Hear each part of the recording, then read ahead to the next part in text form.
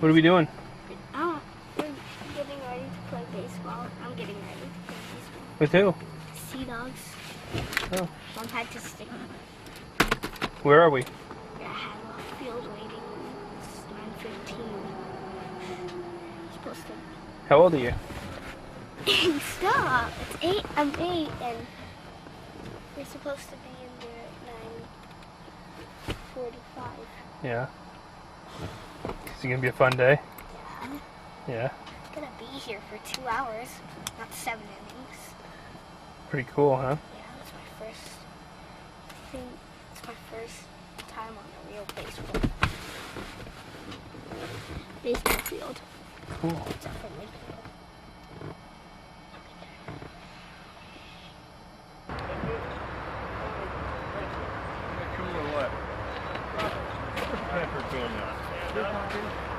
One time says he's got a real job doing it up there.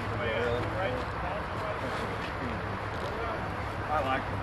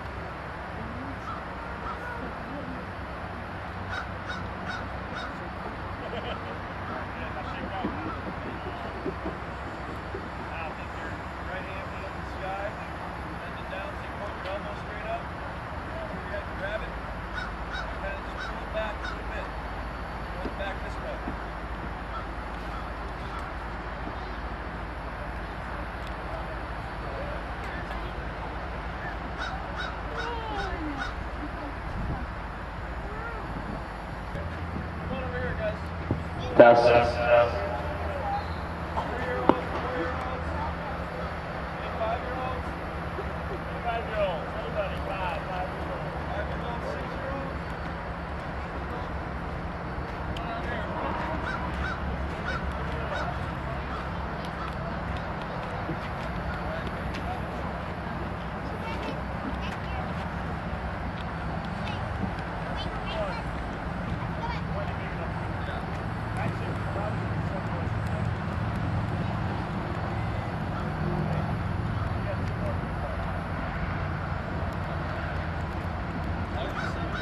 All right, 8-year-olds over here.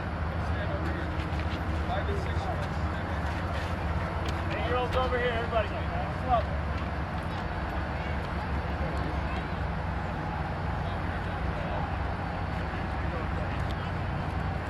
about 9-year-olds over here?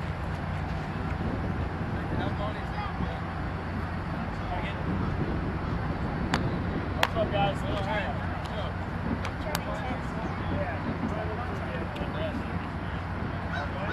You can't be falling over at the plate when you swing. It doesn't matter if you're hitting off a tee, if it's softball, if it's baseball, no matter what it is, you can't hit when you're falling over. Okay? Same thing with golf. Golf's another sport where you swing a club and hit a ball, right? You can't fall over and hit a golf ball. It doesn't happen, alright? So you have to be on balance. Alright? First thing we're going to start off with balance is a good rule of thumb is the shoulder width apart. Okay? I don't want to see anybody starting with their feet together today.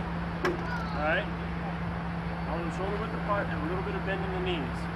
Alright? How many people here play basketball, soccer, any of those sports? Alright, when you're playing basketball, how do you play defense? Do I play defense standing up like this? Or am I down here? Right? When you get over to Coach Montalbano, you'll find out when you feel the ground ball in the same position. Right? Okay, so what we're going to do is we're going to start hitting in that same position from our waist down. Okay? Next thing I want, when we grab the bat, alright? It's nice and easy in our hands. See how much of my hand is not touching the bat? Can I put it in my hands? See, watch my hands when I do. This is how I hit, and this is how most guys, as you get older, will hit. Real light in the fingers, not like that. See the difference? Now when I open my hand, see how where the bat is, right in the palms? That bat's in my palms, I have no ability to let that bat swing out at the ball. Alright? There's no snap in that. It's all muscles too. Alright? We want a nice fluid swing. So we're going to keep it light in the hands. The other thing I want with the hands is I want it starting right somewhere between your shoulder and your face. Okay? Not on the shoulder, not up over the head. Face high, somewhere in here, wherever's comfortable, alright? Reason for that is when we start on the shoulders, see where my barrel is? Now, when I hit the ball, it's supposed to be out here, right? Quickest distance between 2 points is a straight line. Has anybody ever heard that? Alright, well, a straight line from the barrel to my hand goes right through my head, so that's obviously impossible, right? So now our swing is going to have to go out and around, which takes too long and loses power, right? So we want to put it here where we can take the barrel straight to the ball. Okay? So we got good balance, a little bend in our knees, right? Don't choke off the bat. Start it up in between the shoulder and the face, somewhere out here. Alright? Obviously, the last thing, I'm sure everybody gets told this all the time, is keep your head on the ball, right? You should be able to see contact when you're hitting off the tee. You should see where on the bat the ball hits when you hit it off the tee. Alright? Now, what I want when you hit, after you make contact, I want you to finish out and up. Alright? Yes. Out and up. For you guys that finish around this way, down low, all it's going to create is ground balls. Alright?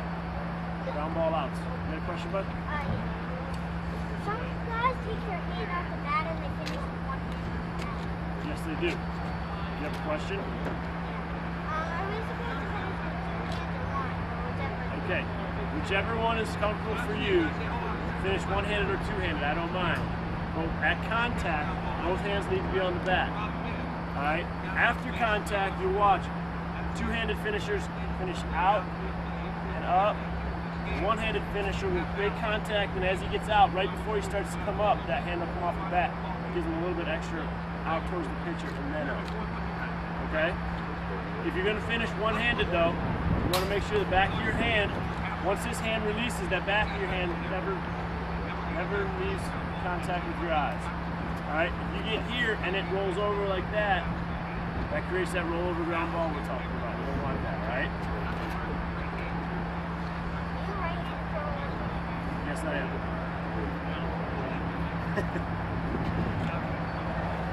Alright, here's what we're going to do. We're just going to take 4 or 5 swings off the tee each. I'm going to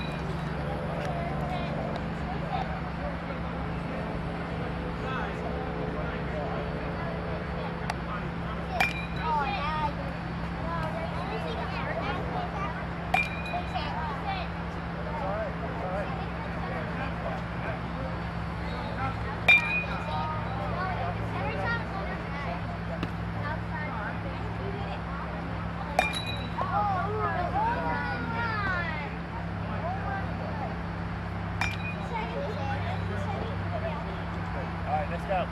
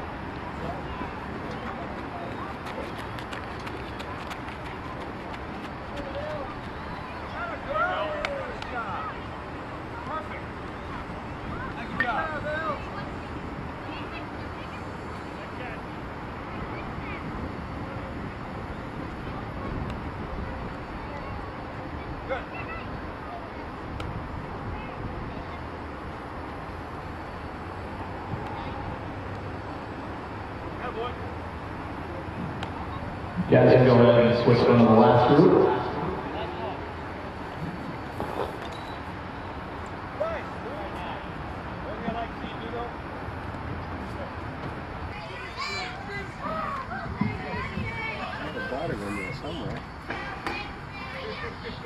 Just want to get fired up for you, boys. How we doing this morning? Everybody give yourself plenty of room.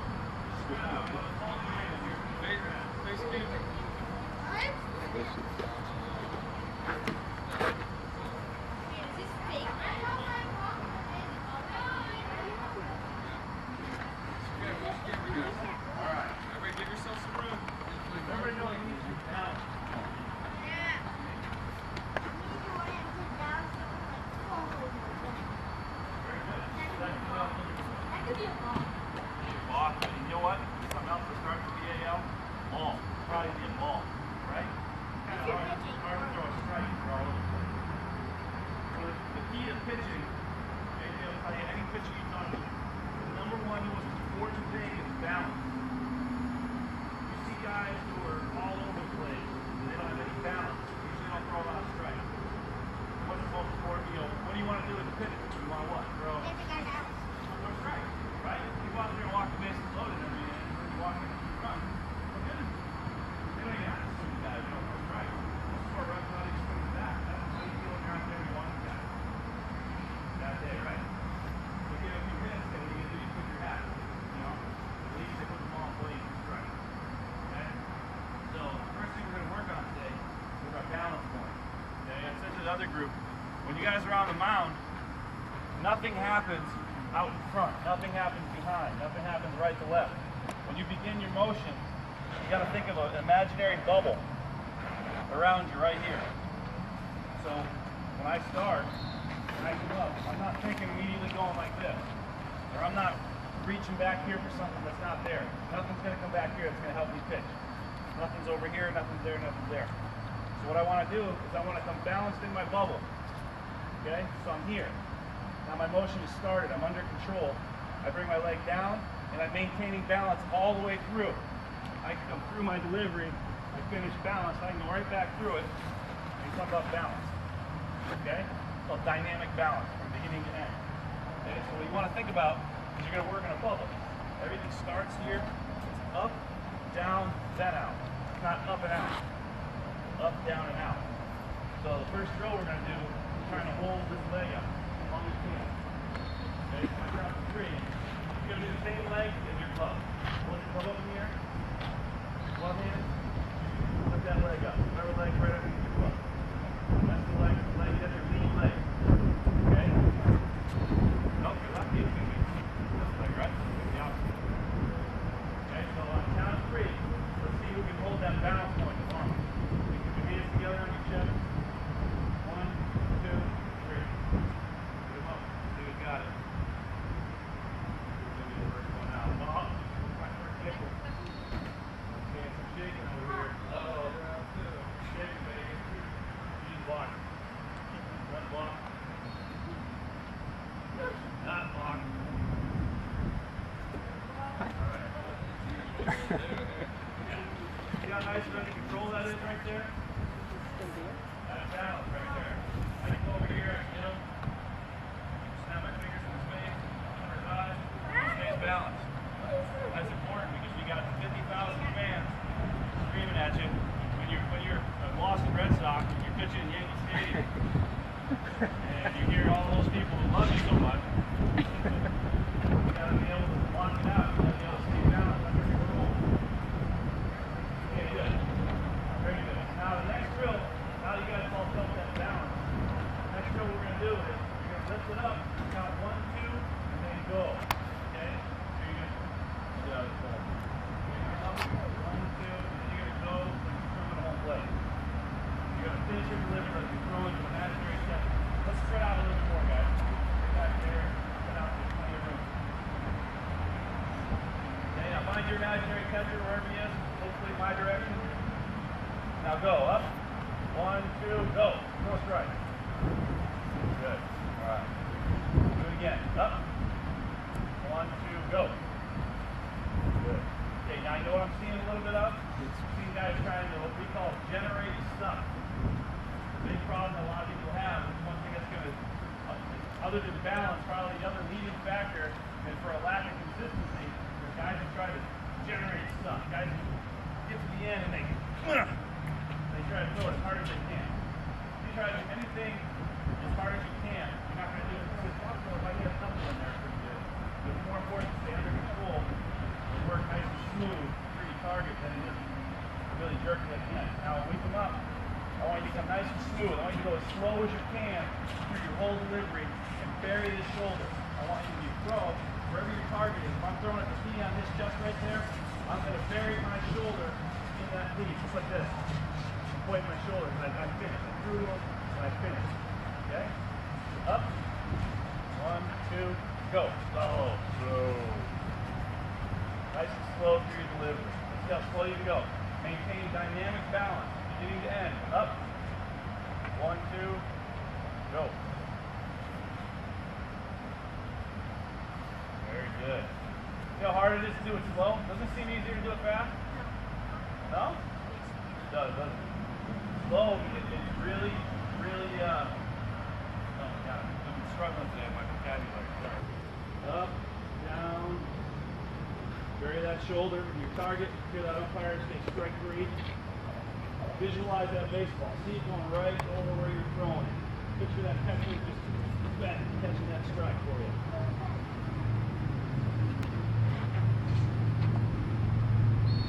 Very good. Good job. Okay. Now what we're going to do is we're going to get everybody's going to get a chance to throw off the mound. Okay. But what I want to happen is there's only going to be one pitcher on each mound at one time. Everybody else is going to be way up here against the wall.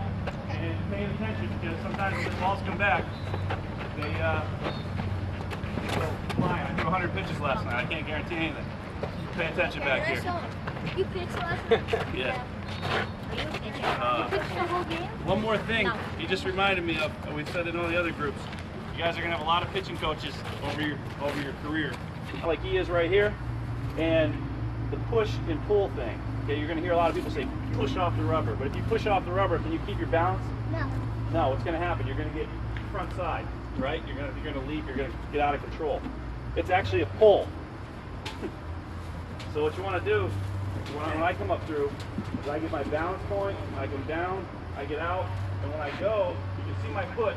It turns and rolls and pops, Oh. just like that. So I never pushed, but I gained leverage because I had my foot hard. Hold on a sec, look. I had my foot hard against the rubber right here, so there's leverage there. If you tried to push me, my foot's stuck in that nice little rut right there. Okay. And then you're going to come down, roll, pop, like that. So it's not pushing, it's pulling off the rubber. All right? Everybody got that? Everybody understand it?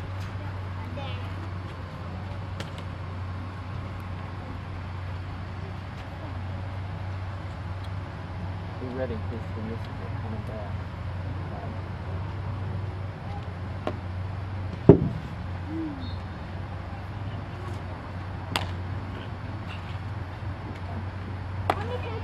We'll get you.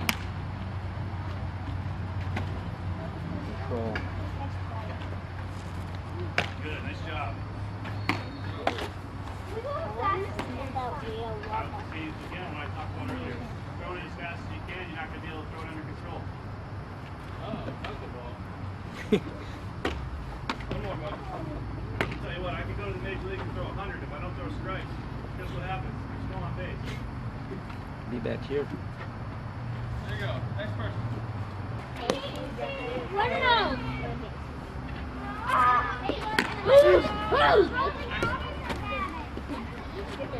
What if this guy misses the ball? Very good. Nice job. Right, come on. One more. 1 and 2, Yankees up. Good job. Nice job. Good job, Ben. Tanya. Hey, Ben. Having fun? That's it. Did I charge the mound? No, I charged the mound. Very good. Oh, yeah, maybe I'll charge the stand. So.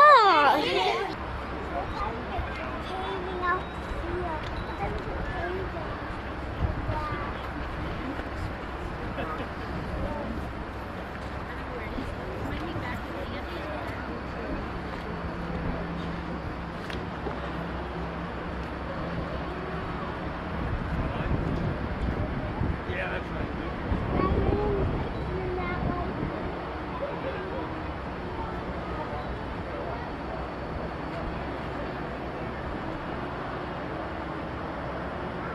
With scissors. I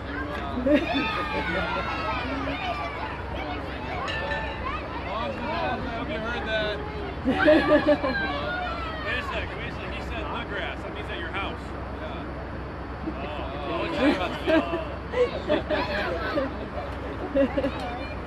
Oh, guys, anybody have any questions about anything we learned today or anything that's going on today?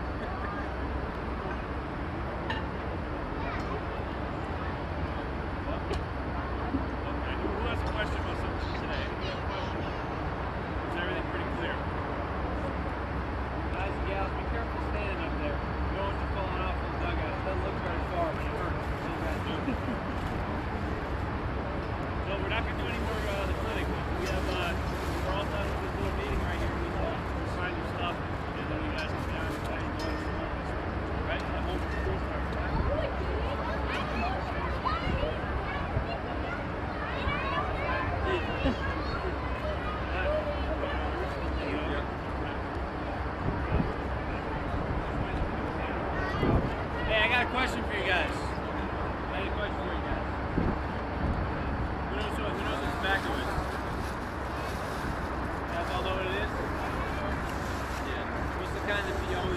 TV the guys don't have it.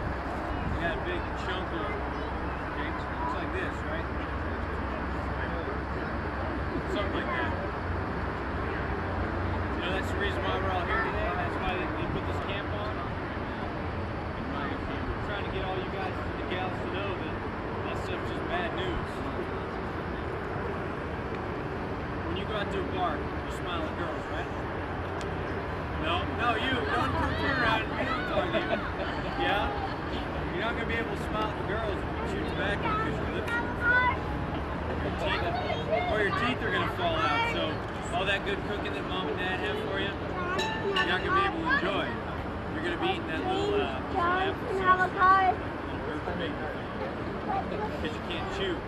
But seriously, I mean, you see a lot of people on TV chewing tobacco, and I know you guys probably look up to a lot of those players. And you can look at them and you can say, I want to be like him because he hits 50 home runs and he strikes everyone out. That's great, but you don't have to do everything they do. You can just go out and hit the home runs and strike everyone out, right? Okay. No tobacco though, right? Go get yourself a pouch of Big League Chew. There's enough sugar in there you can run around for days.